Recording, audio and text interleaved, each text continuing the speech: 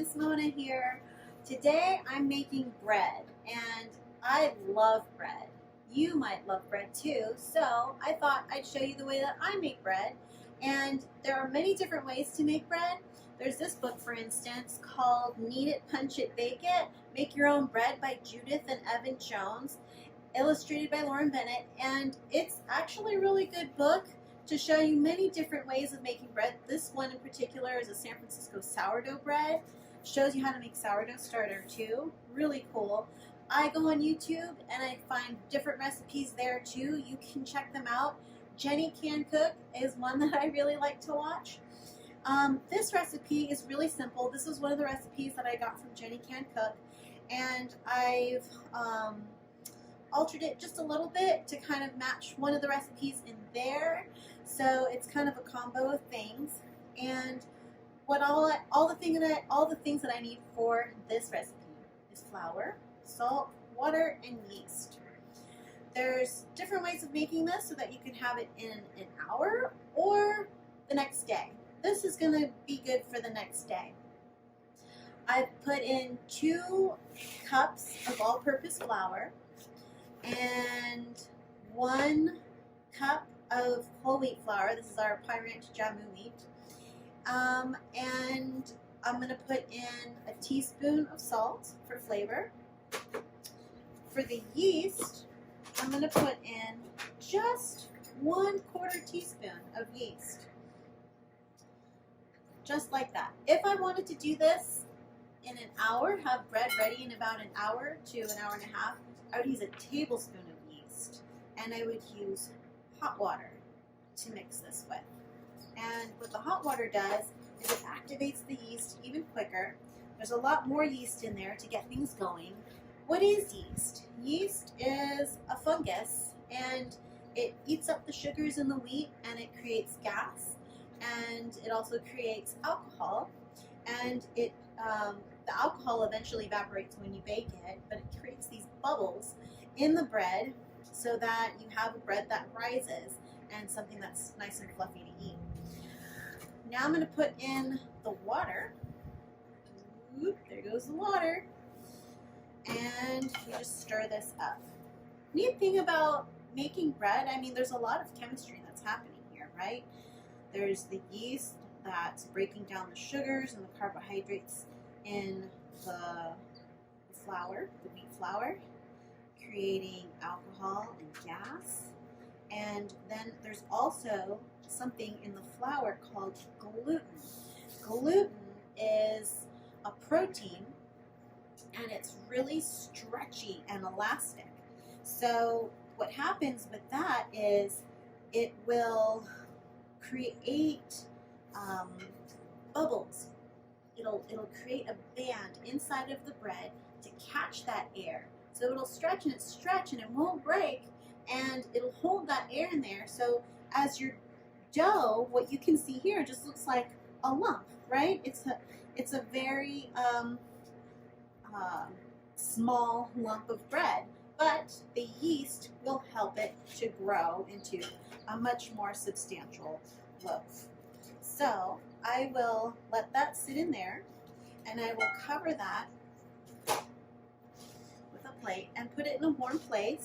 I'll put it on top of my stovetop that has a pilot light. You can also put it just on your countertop if your house is warm. After 24 hours or overnight, you'll get something that looks a little bit like this. It's really bubbly, and it's gotten much bigger and substantial. What I'm gonna do is I'm gonna flour the surface here, and I'm gonna turn this out onto the floured surface. Look at that. See how it's got those air pockets in it and it's stretching out? There we go. It kind of smells like, if you've ever smelled beer, it smells a lot like beer. So what I'll do now is I'll use a scraper and kind of just fold this over a few times, like this, about 10 more times, maybe a total of 12 times. So it's 1, 2, 3, 4, 5, 6, 7, 8,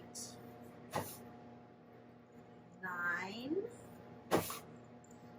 10 times. That was a total of about 12 from when I started. I'm just going to give it a little bit more flour because it's a really shaggy dough. It's very sticky. It's really fun to touch. And I'm going to keep rolling it around like this, and I'm going to put it into a bowl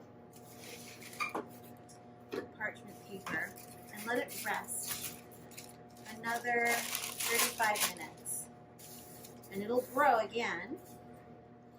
I'll put it in there,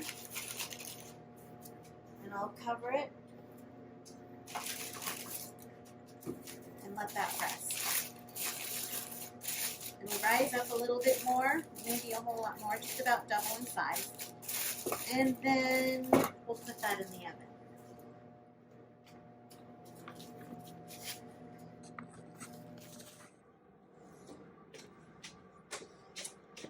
Well, our bread has come out of the oven, inside of this Dutch oven. Let's take a look inside and see what it looks like. Ooh, take a look at this. It's a nice crusty bread. You could eat it like this already. Oh, I love it.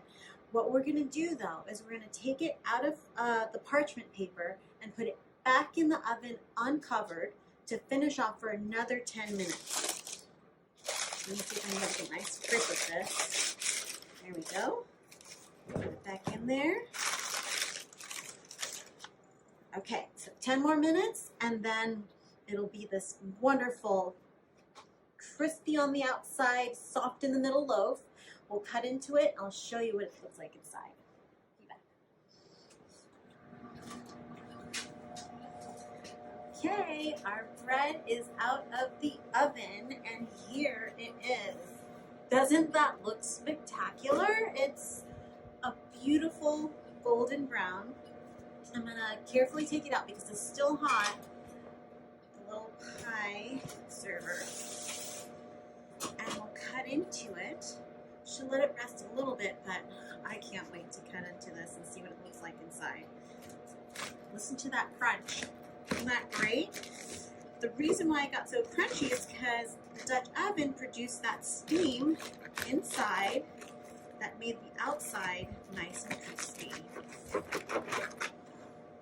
at that. Yum. That looks so good.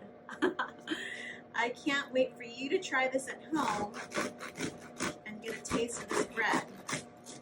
I'm going to try a little bit here with you. Wow, look at that. If it rests a little bit longer when it comes out of the oven, it'll stay a little bit less, like it'll smash down less when you're cutting into it. But let me get a piece. See how fluffy it is inside? Really soft. And then the outside, crispy. So good. And that soft middle. You're gonna love making this bread. Thank you for joining me. And I look forward to hearing from you. If you've had wonderful experiences with making your bread, what other kind of breads you may have tried, search and look out there through books, online, different recipes, and have fun with it. Bye, everybody.